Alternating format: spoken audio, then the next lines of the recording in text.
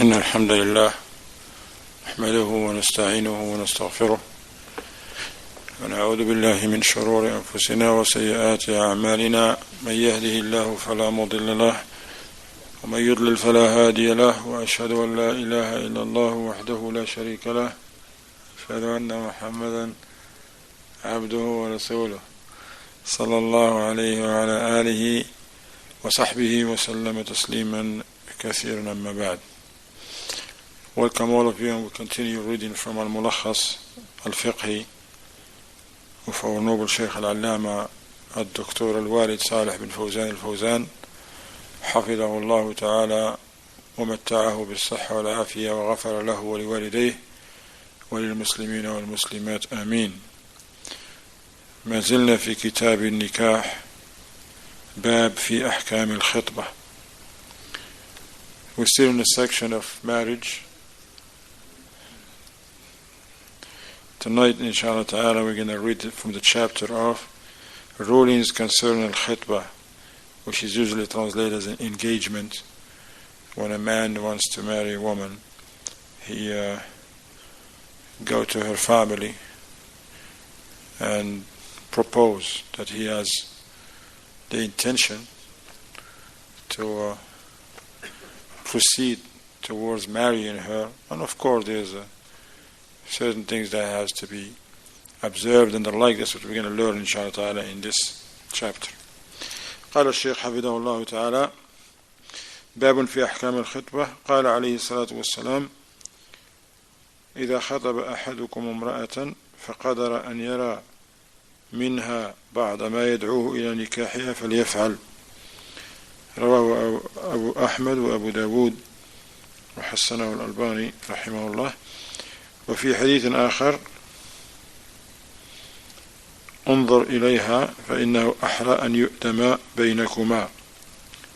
قال الشيخ فدل ذلك على الإذن في النظر إلى ما يظهر من المخطوبة غالبا. فدل ذلك على الإذن في النظر إلى ما يظهر من المخطوبة غالبا وأن يكون ذلك من غير علمها ومن غير خلوة بها. The Shaykh, he began this chapter by bringing a hadith or a couple of narrations from the Prophet sallallahu alaihi wasallam. The first narration: when one of you gets engaged to a woman, if he can look at what will induce him to marry her, he should do so. He should do so. This is related by Imam Ahmad and Abu Dawood, and Imam al-Albani said this hadith is Hasan, sound. Also the Prophet ﷺ said in another narration, look at her, for it is better that there should be love between you. Should be love between you. In between the husband and the wife when he marry her. The Shaykh Fawzan he says these two mentioned narrations indicate the permissibility of looking at what usually appears of the body of one's fiancée, meaning the woman that he has the intention to marry, and also without sitting privately with her, without her knowing and without him and her being alone. Okay? So he mentioned these two conditions, that the man can look at what usually appears for the woman and without بدون علمها, without her knowing and without khulwa. It can be together, just the two of them in the room or the like. Now,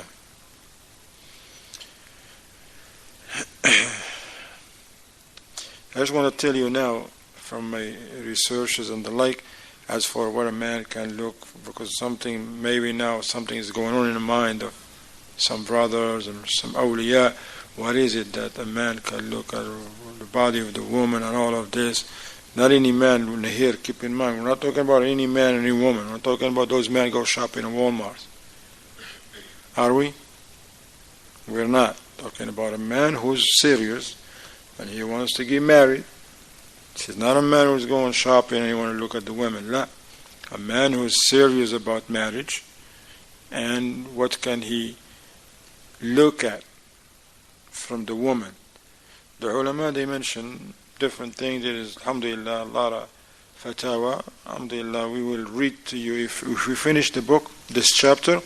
I brought some fatawa from the Lajna Da'ima, Shaykh Ibn Baz, Shaykh Uthaymin, Shaykh Al-Albani. If we don't have time, for the next class, inshallah. So this will become clear.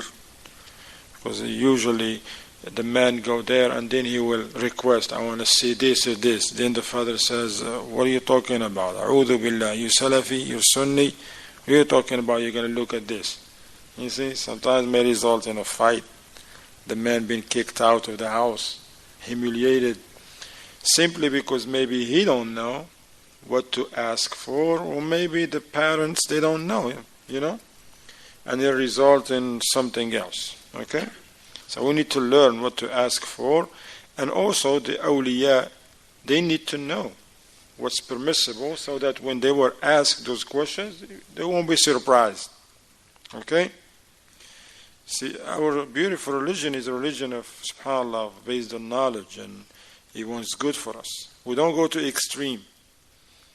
Of course, in some Muslim countries, a man, as soon as he go to the father and says, look, I'm interested, your daughter, he said, oh, go, she's over there by herself, go. And he go and talk to her, no problem. And then he will take her for a vacation. No marriage yet, nothing. And it's okay, it's like that's it. As soon as he says, look, I'm interested to marry your daughter, that's it. It's like they are married already. This is a big mistake, as we're going to learn later on. Now. And then on the other hand, you find a man says, listen, you want to marry her? You never see her, you never talk to her, don't ask no questions about her until you marry her. That's another extreme, okay? But we're learning the right things, okay? Alhamdulillah. Now, قال الشيخ صالح الفوزان حفظه الله قال الفقهاء ويباح لمن أراد خطبة امرأة وغلب على ظنه إجابته نظر ما يظهر غالبا بلا خلوة إن أمن من الفتنة انتهى. The Shaykh says the fuqaha, the ulama of Islam, or the jurists of jurisprudence, they say it is allowable and allowed for a man who intends to get engaged to a woman, and that man believes that she is likely to consent, to look at what usually appears of her body. So if he knows that they know him, the wali of the woman, they know this man, he has good manners, akhlaq, and the deen. So he's going with a good, he's going with what? Mutafa'il. He's optimist. Like, alhamdulillah, they know me. He said, yes, now it's likely, so to look at what usually appears of her body without sitting privately with her, provided that he feels secure against temptation. Against temptation. طيب. وفي حديث جابر فكنت أتخبأ لها حتى رأيت منها بعد ما دعاني إلى نكاحها. Jabir is Jabir ibn Abdullah, a companion, son of a companion, radiyallahu anhuma. He says, before he married that woman, he says, فَكُنْتُ أَتَخَبَّأُ لَهَا.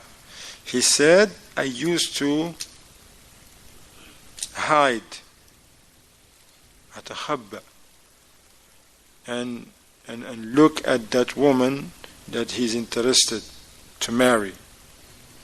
until I saw of her what induced me to marry her. Okay. قال الشيخ صالح الفوزان فدل ذلك على أنه لا يخلو بها ولا تكون هي عالمة بذلك وأنه لا ينظر منها إلا ما جرت العادة بظهوره من جسمها وأن هذه الرخصة تختص بمن غلب على ظنه إجابته إلى تزوجها فإن لم يتيسر له النظر إليها بعث إليها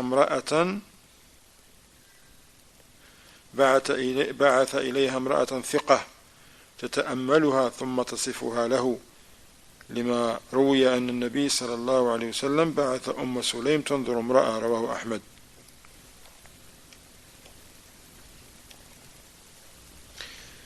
The Shaykh said this hadith and this action of this noble companion Jabir ibn Abdullah radiallahu anhuma indicates that a man is not to sit privately with the woman he intends to marry. Okay? And that so some man, subhanAllah, he see a woman in the street and listen, I'm interested. Okay, they go to, I don't know, Subway and have a sandwich together. Have lunch. No, you can't do that. It's not permissible. Or they go to Dunkin' Donuts and sit there and talk it out, just the two of them over a coffee. That's not permissible. Now, so he says he should not sit privately with the woman he intends to marry, and that he can look, yes, it's permissible for him to look at her stealthily, meaning like he's without her knowing. Yet one is not allowed to look except at what is usually and conventionally apparent of the body of the woman one intends to marry. He said this permission is restricted to the person who thinks that the woman is likely to respond to his proposal of marriage. Meaning that the parents, the wali, okay? Not just her, okay? Otherwise, if it is not attainable for the person to have a look at the woman, there's no way for him to look at her, then he may send a trustworthy woman to see her on his behalf, and then she may describe her to him. But this woman, she has to fear Allah. She described based on this condition. She's not just going to describe her to anybody. La. And this is based on the hadith related by Imam Ahmad, stating that the Prophet ﷺ once sent Sulaym in order to see and examine a woman.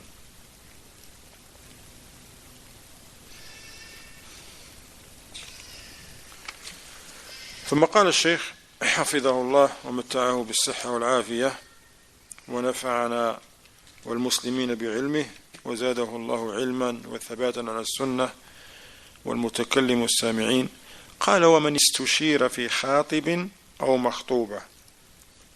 Of course, now the Shaykh is going to mention another point, but this is the point that I told you we're going to read some fatwa about it, okay?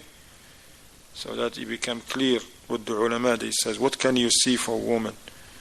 First of all, is it permissible for that man who's intending to marry the woman? He didn't write the contract yet. They didn't do the contract, not write it, but they didn't have the marriage contract, whether it is written or verbal, okay? So she's not his wife yet.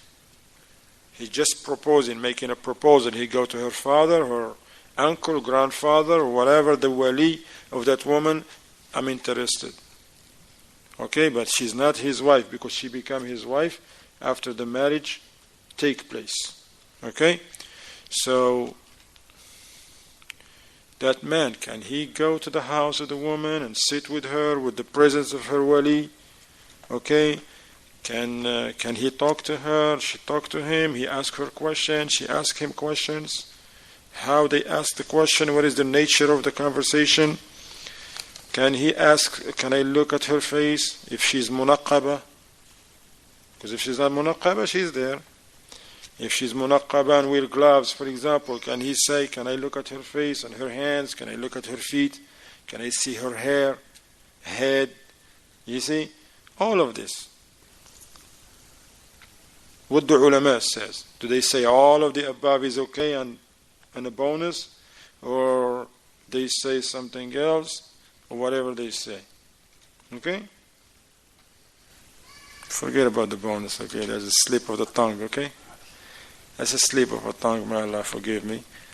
There's some people, we don't want to open no unnecessary windows in here, alright? Yeah, that was my mistake. Slip of a tongue. Astaghfirullah wa atubu ilayh. Now, because this is a serious matter, okay? طيب. So we're going to read to you this fatwa, inshallah ta'ala. Now the Shaykh says, وَمَنِ اسْتُشِيرَ فِي خَاطِبٍ أَوْ مَخْطُوبَةٍ وجب عليه أن يذكر ما فيه من مساوئ وغيرها ولا يكون ذلك من الغيبة ولا يكون ذلك من الغيبة.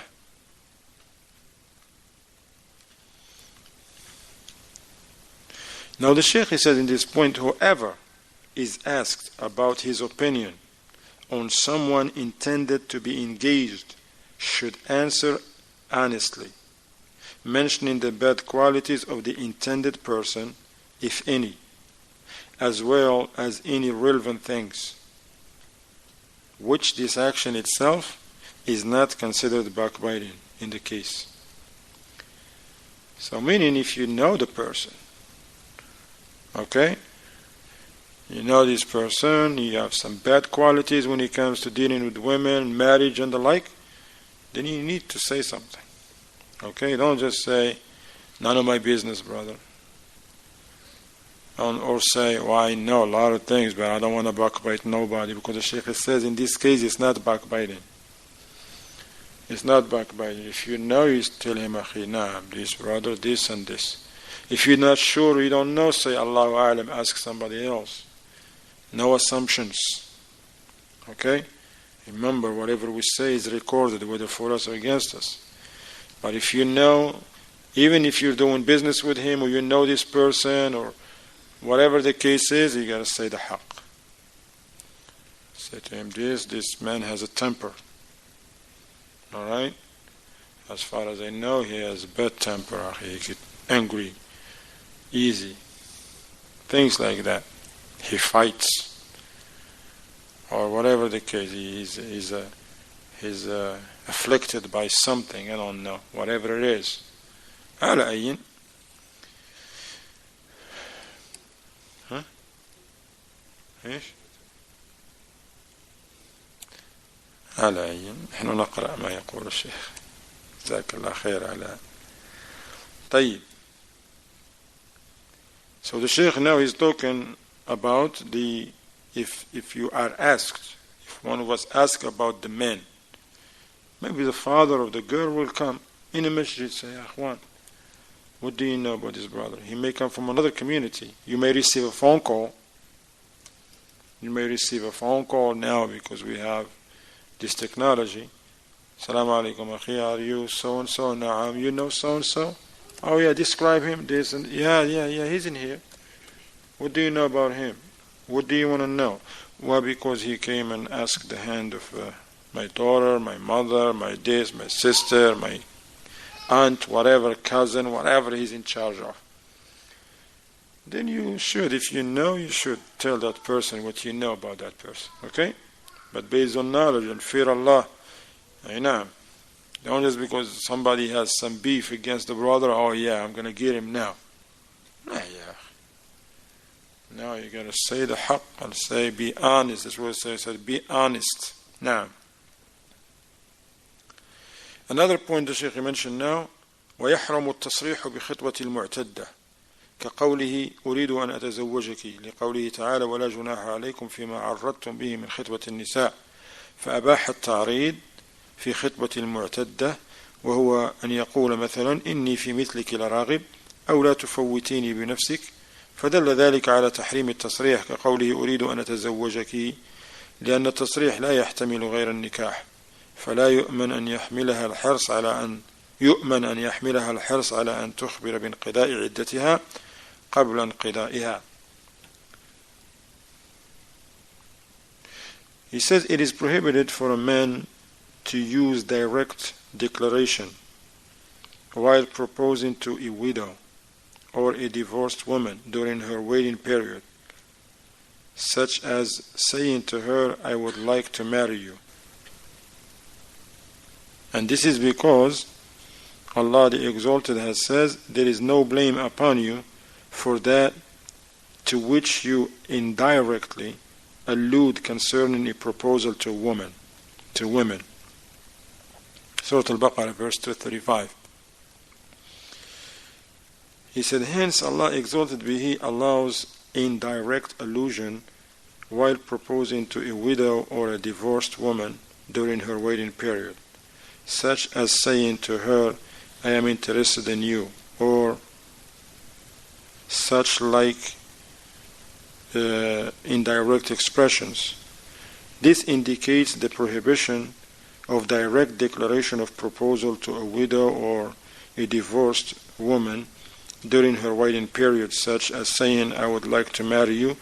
This is because such a direct proposal to a widow or a divorced woman may urge her to lie about her waiting period out of her desire for marriage. She will now wait until the period is over. Okay? أي. He said, قال الإمام ابن القيم رحمه الله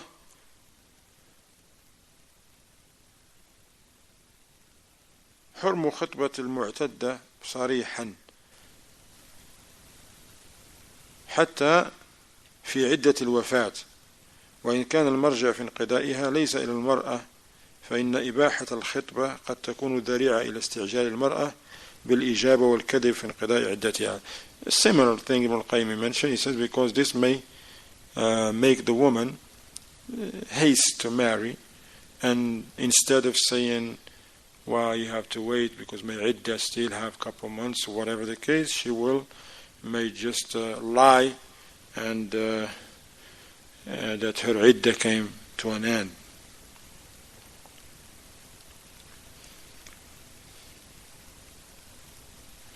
قال وتحرم خطبته على خطبة أخيه المسلم. Now the Shaykh is mentioning another point. وتحرم خطبته على خطبة أخيه المسلم، فمن خطب امرأة وأجيب إلى ذلك حرم على غيره خطبتها حتى يأذن بذلك أو يرد، لقوله صلى الله عليه وسلم لا يخطب الرجل على خطبة أخيه حتى ينكح أو يترك. رواه البخاري والنسائي. وروى مسلم لا يحل للمؤمن أن يخطب على خطبة أخيه حتى يذر أن يدع. وفي حديث ابن عمر لا يخطب أحدكم على خطبة أخيه متفق عليه. وللبخاري لا يخطب الرجل على خطبة الرجل حتى يترك الخاطب قبله أو يأذن له.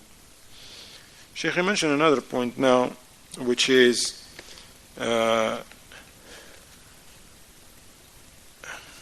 it is prohibited for a Muslim to propose to a woman who is already engaged to another Muslim man. She's engaged to another man. Okay? She's not married, but she's engaged. خطبها. Okay? He said it is prohibited for a Muslim to propose. Like, he knows that this family, they said, okay, we accept your proposal. So now they negotiating the marriage, and they didn't do no contract yet. It's not permissible for another man to go and jump in a race, because this is not a race anyway. So he's going to go, and some people, they want to say, hey, I got a better job, I own my house. He just rent. All right? SubhanAllah. I know, people do that. Or he may say, go to the father and say, hey, you work for me, man. You work for me. You want to keep your job? Well, you got to marry your daughter to my friend. He's going to come and see you after Asr tomorrow, all right? People do stuff like this. If you wonder, right? People do stuff. Don't fear Allah, they do stuff like this. He go to the man and says, listen, we heard somebody, you turn my friend. He says, because somebody is already engaged, he's engaged, you want your job or what? See, people do stuff like this. That's why we learn this, so that we first of all, we protect ourselves from these things, from the traps of the shaitan, and also if we see people are doing these things that are not from our religion, then we tell them, Akhi, fear Allah, taqillah. It doesn't work like that. So it is prohibited for a Muslim to propose to a woman who is already engaged to another Muslim. Thus, whoever proposes to a woman and his proposal is answered, it becomes prohibited for anyone else to propose to her until the first suitor gives him permission or when the proposal of the first is rejected. Once he knows that it's rejected, yes. And the Shaykh mentioned a couple of narrations. The first one, none should ask for the hand of a woman. Now, of course, talking about women here. A man marry a woman. It's not like a man marry a man. Or a woman marry a woman.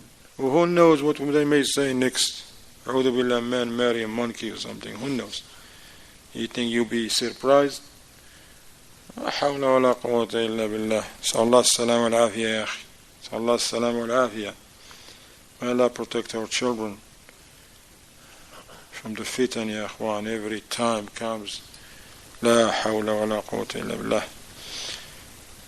It says, none should ask for the hand of a woman who is already engaged to his Muslim brother, but one should wait until and see if the first suitor will marry or leave her. Read by al-Bukhari and al-Nasa'i, rahimahumullah.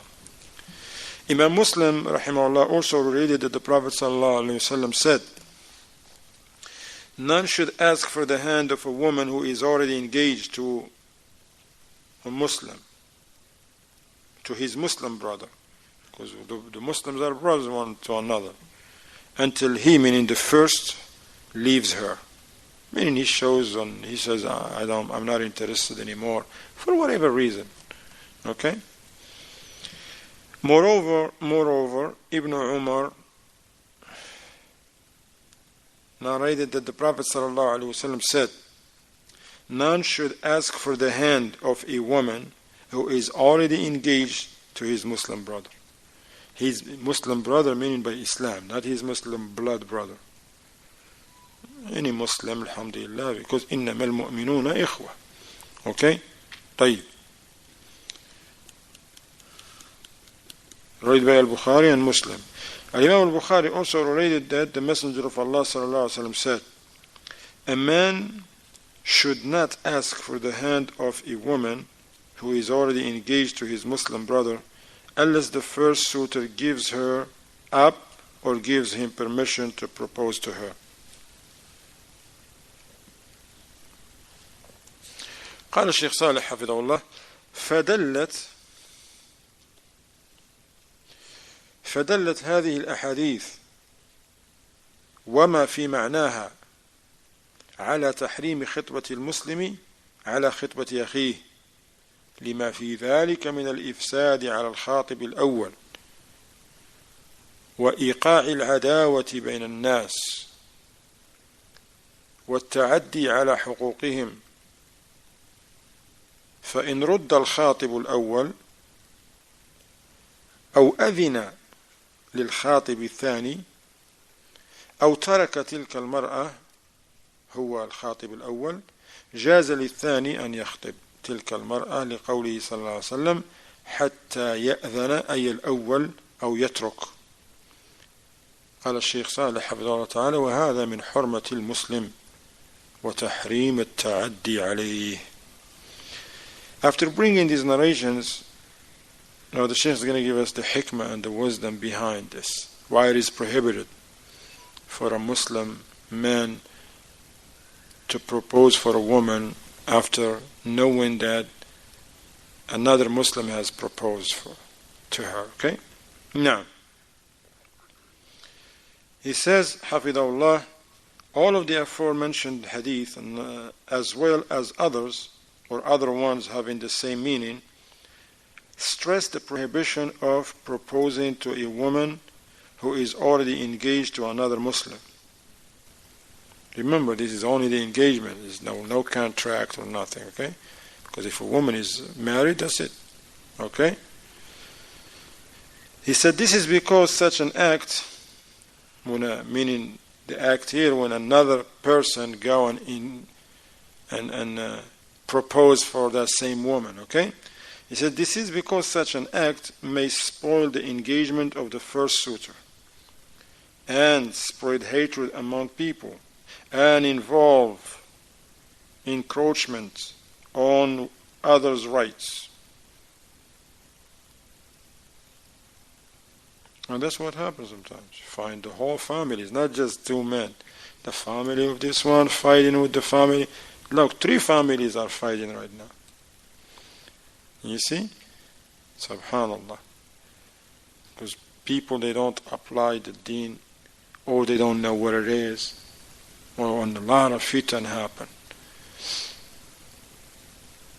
So when he goes and sometimes those families, they are close families. They families, not just Muslims and friends and stuff. They are family by blood, and it results in boycotting each other and fighting each other. And no, look at the beauty of Islam.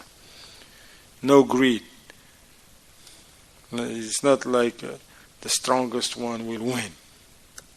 Catch me if you can. The one who is more slick, get around. No, this doesn't work in Islam like that. The people who have no Islam, they may do these things. Or those who are just Muslims by affiliation, they have no clue what Islam is, they play games like this. Some, they even want to just spoil everything for the other. He has no interest to marrying the girl, period. He just don't like that person. And when he see, okay, his man, what are you going to give you for dowry? Well, he says 500, 10,000 right now on table. 10,000, talking about. We're not in an auction in here. Muslims, they have to abide by Islam. And people do a lot of things, billah, for different reasons. So, now, if the proposal of the first suitor is rejected, or he gives permission to another person to propose to her, or leaves her, it becomes permissible for the second suitor to propose to that woman. As the Prophet ﷺ stipulated, unless the first person gives her up or gives him permission to propose to her. Okay? Says it's okay with me. No bas. But she's not his wife anymore. Yet. Okay? Now. قال الشيخ, and this is the duty of a Muslim towards the sanctity and inviolability of his fellow Muslim whose violation is prohibited. No, these are the rights. The rights that a Muslim have over another Muslim. Same way, you don't cheat a Muslim, you don't backbite a Muslim, you don't injure a Muslim, you don't slander a Muslim, you don't insult him, you don't cheat him, you don't cause him any harm. Or Muslims should be safe from. Same thing likewise in this. You know, because some people, they be looking to get married, this and this, and then somebody say, oh yeah, go to the brother. But then he goes and he says, Akhi, subhanallah, there is engagement now going on. Okay, so there is no need for a person to go to the back door or try to, go to somebody else to put some pressure on that man. You know what I'm talking about? They do it. Some they go to his grandfather or his mother. Listen, I'm taking care of you. I've been nice to you. You're like a mother to me. Nowadays we're family. No, all these things should not be done. They're not from Islam. أي نعم بارك الله فيكم.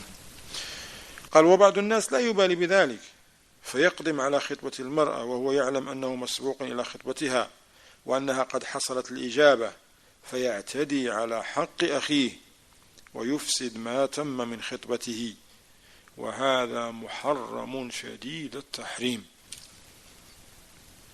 وحري بمن أقدم على خطبة امرأة وهو مسبوق إليها مع إثمه الشديد ألا يوفق وأن يعاقب. The Shaykh said, subhanallah, some people, with all of this that we mentioned, some people do not pay the least attention to such matter. In other words, one may knowingly propose to a woman who is already engaged to another and gave her consent. SubhanAllah. Knowing, I'm going to try and see who's going to win. We mentioned this is not, SubhanAllah, something you do who's going to win. No, you want to win, you want to be amongst the winners, you want to be with those who are successful, you're going to do what's pleasing to Allah. That's how a person will be among the winners. وَالْعَصْرِ إِنَّ الْإِنسَانَ لَفِي خُسْرٍ إِلَّا الَّذِينَ آمَنُوا وَعَمِلُوا الصَّالِحَاتِ وَتَوَاصَوْا بِالْحَقِّ وَتَوَاصَوْا بِالصَّبْرِ. You want to be amongst the winners, you have to do it the way that is pleasing to Allah subhanahu wa ta'ala. As playing these games, they are not from the deen of Allah. Muslims don't play in games like that with each others. The Shaykh said, by doing so, one is oppressing the other Muslim and violating his rights and spoils his proposal, which is by all means prohibited. Very prohibited, subhanAllah. Shadid al-tahrim. Very prohibited for a man to do such thing like this. The person has to be patient. Be patient. Allahu Akbar. And you believe in the qadar. Because sometimes a man, he knows. And he was waiting. But then, subhanAllah, somebody precede him to that. Qadar of Allah. Maktub. 50,000 years before the creation of the heavens and the earth. So if this man now, he heard that, somebody has proposed and they accept, what are he going to do now? So alhamdulillah, alhamdulillah, qadar Allah. Even though he really wanted to propose for that woman, he's going to say, alhamdulillah, I'm going to wait. And be patient and thank Allah and accept the qadar of Allah. And then if it's written for him, what happened? It's going to be done by means of halal. No, he's not going to go play games and we'll see what happens or not. He's going to bribe everybody in the family to put pressure on the father. You see what I'm saying? He go to the mother first, bribe her with some money. He's going to go to her brother, older brother, buy him a bike. He go to the other one, give him $200. And he go to the other one and said, remember, I can hire you with me, man. You work for me. I give you a nice pay. And he go to her aunties and try, so that all of them, all the family against the father now. What is this? La hawla wa la quwwata illa billah. This is shadid al-tahrim. In addition, the one who intentionally does so deserves to be rejected and punished as well. See, if a person does that, even though he has this or that, say, akhi, taqillah. We told you the woman is engaged, akhi. You're a Salafi or what? Who is your Salafiyah? Yeah, but I got a better house. You should have better understanding. Talking about a better house. What is your better understanding of the deen of Allah? Your fiqh. You don't know the hadith? You never read the chapters of marriage and khutbah? How you come to propose? You didn't even look at the chapters of khutbah? You didn't even read before you get here? You see how it is. قال الشيخ فعلى المسلم أن يتنبه لذلك وأن يحترم حقوق إخوانه المسلمين هذا الإخوان المسلمون فإن حق المسلم على أخيه المسلم عظيم لا يخطب على خطبته ولا يبيع على بيعه ولا يؤذيه بأي نوع من الآذى. To conclude this chapter, the Shaykh has given a very valuable and very important advice to all Muslims. قال فعلى المسلم أن يتنبه لذلك وأن يحترم حقوق إخوانه المسلمين فإن حق المسلم على أخيه المسلم عظيم لا يخطب على خطبته ولا يبيع على بيعه ولا يؤذيه بأي نوع من الأذى. So therefore a Muslim should beware of such a matter and show respect toward the rights of other fellow Muslims. Allahu Akbar. Allahu Akbar. So the Muslim should respect and show respect toward the rights of other fellow Muslims.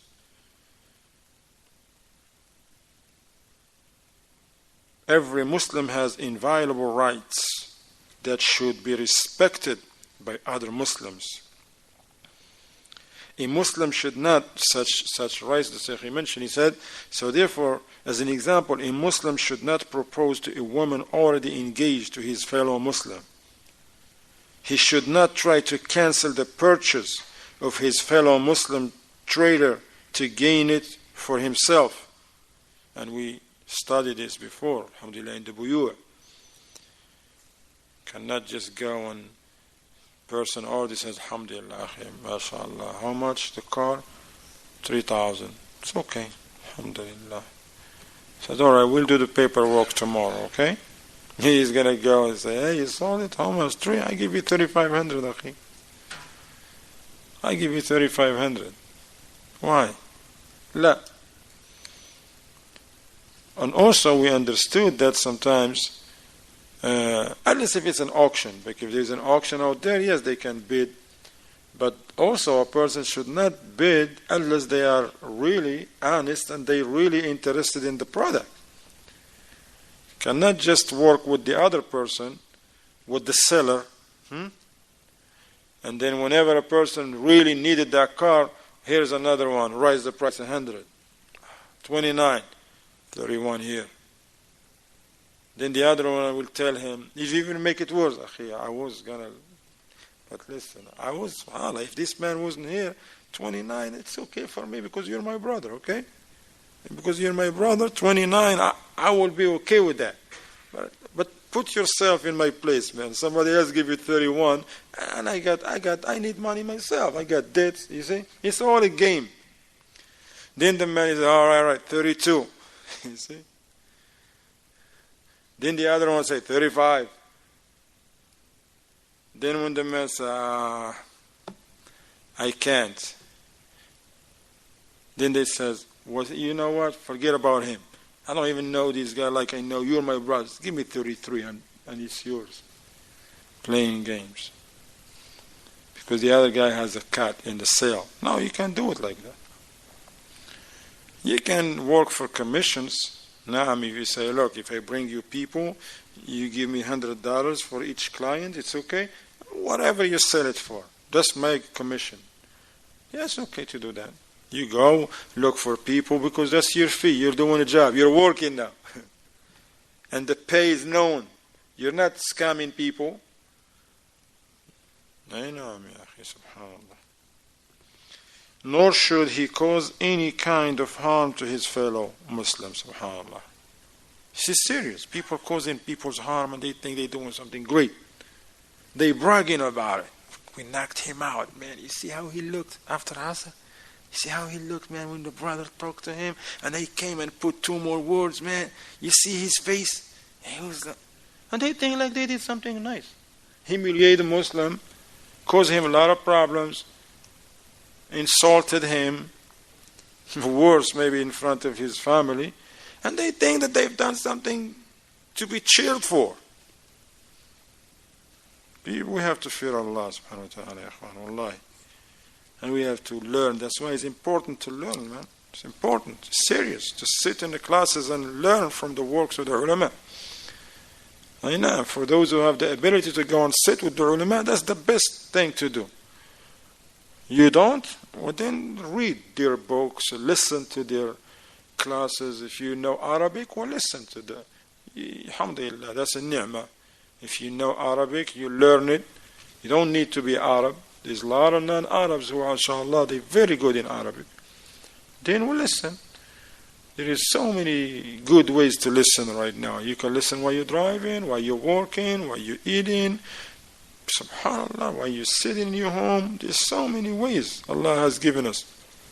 So listen to the classes of the ulama, Sheikh bin Baz, Sheikh al-Albani, al-Uthaymin, Sheikh Muqbil, Sheikh Fawzan, Sheikh al-Haydan, Sheikh Rabi', Sheikh al-Muhsin, Sheikh Ubaid, Mashayikh of Ahl Sunnah, and also the students of knowledge who they are known to the Mashayikh. They have classes online. Listen to them. If you don't know Arabic, whatever language you have, English, French, Dutch, Somalian, Oromo, Yoruba, Hausa, Wolof, Suraqoli, whatever it is, Japanese, Chinese, Korean, whatever it is, Urdu, Bangla. I missed anybody? I want nobody to be mad at me. He mentioned my language. Oh, these are an examples, okay? I didn't mention one? French. I mentioned French, right? Farsi. Okay? Huh? Mandingo, Bambara, Hausa, Yoruba, Fulani, Wolof. يا طيب.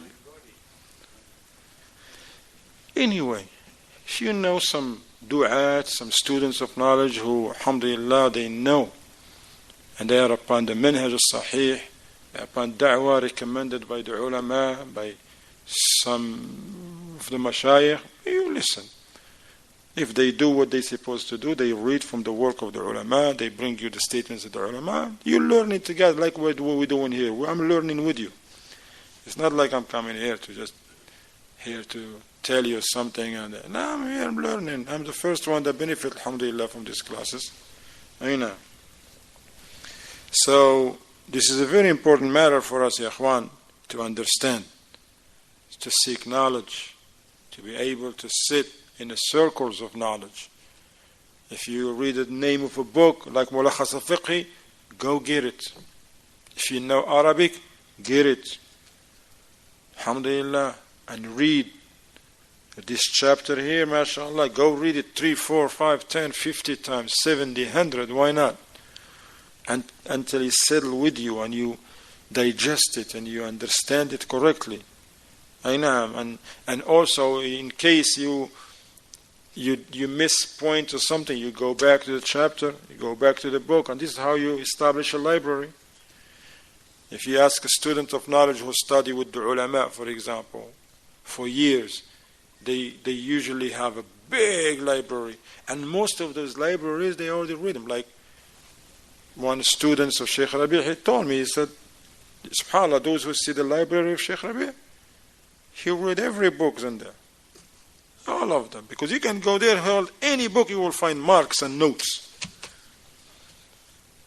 It's not like Amazon, shipping, free shipping, loaded from Amazon to the shelf.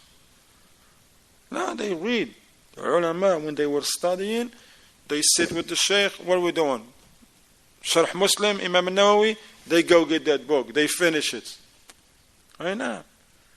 Sunan Abu Dawood, they finish it. An-Nasa'i, finish it. Books of hadith, books of fiqh, books of Arabic, they study these books with the ulama. That's why they become ulama. They just have a lot of nice library in the house and tell the people, oh, I got a nice library. All right, well, tell us one benefit. Wow, I'm going to come home. I have to get the book. The book, you have it for years. Why didn't you open it? And may Allah have mercy on us. You know how many books we have? Did we read all the books? I didn't. I know. I can tell you that right now. That's why we ask Allah subhanahu wa ta'ala to grant us tawfiq. Tawfiq is from Allah subhanahu wa ta'ala. So it's very important for us, ikhwan, to be serious about seeking knowledge. Don't underestimate these classes here.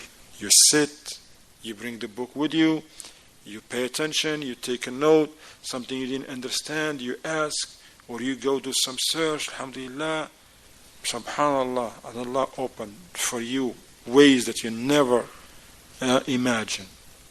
This is how you learn. إنما العلم بالتعلم. Learning is by what? Acquiring knowledge is by what? By learning. Same way, you're a merchant and you go to the market and you made $300 the first day. And if you don't go for the next 3 weeks, what's going to happen? What's going to happen? You're not going to get, nothing is coming. You're just going to spend that 300 in 3 days or maybe, and then you broke. But if you go the next day, alhamdulillah, rizq from Allah, you may even make 500. The next day you make 250. The following day, mashallah. You see? So that's why people keep going to those marketplaces, right? Because they're making money. Why business keep opening every day? Huh? It's making money. And hey, they know, yes, they make a little bit, but day with the day, in 6 days, 5 days, that's how it adds up. If a person is struggling, he go to the flea market or whatever, and he making $150, $75, one day 50, one day nothing, one day $25, one day 400, mashallah. But he's going by and paying the rent and the like, and then his grandmother or whatever died, and he inherited $10 million. Is he going to go to the flea market? Huh? You don't know. That's a good question. Answer, actually. What do you think, Elias? He's not going to go. Why are you going to go? He's going to start his own flea market. So he has money now. Why you? What he used to go there for money. Now he has money. Now that time, that's 8-10 hours he's going to spend it where? In the masjid. Al-Haram in Mecca. He has the money. He's going to go there. For Umrah for a whole month. He come back, spend 2 weeks, go back for another month. Come back here for 2 weeks, go back for another month. Why? Because why is he going to go to flea market anymore? He has the money. Now he's going to do better with his time. You see? Instead of going to flea market, he's going to spend more time in the masjid, reading with his family, visiting the sick, helping the needy and the poor, establishing a business that will benefit the Muslims. You see? Having meetings with the people who have knowledge with businesses. How can, listen, I got some money, I want $1 million donated to do something for the Muslims in this area. What do you guys think? What can we do? And he will bring serious people that will tell him, listen, what we need to, what will we do? Likewise, you learn so that you can increase in knowledge. And you increase until you get to a level that, alhamdulillah, you'll be benefiting others. You learn the Arabic, now you're teaching it to others. You learn the wudu, the tahara, salat, now you can correct other people wudu and make yourself available. You see? This is how da'wah spread, this is how knowledge spread amongst the Muslims. We ask Allah subhanahu wa ta'ala to grant us beneficial knowledge that is coupled with righteous actions. May Allah make us mafatih lil khayr, people who they call to that which is good. وصلى الله وسلم على محمد وعلى آله وصحبه وسلم تسليما كثيرا.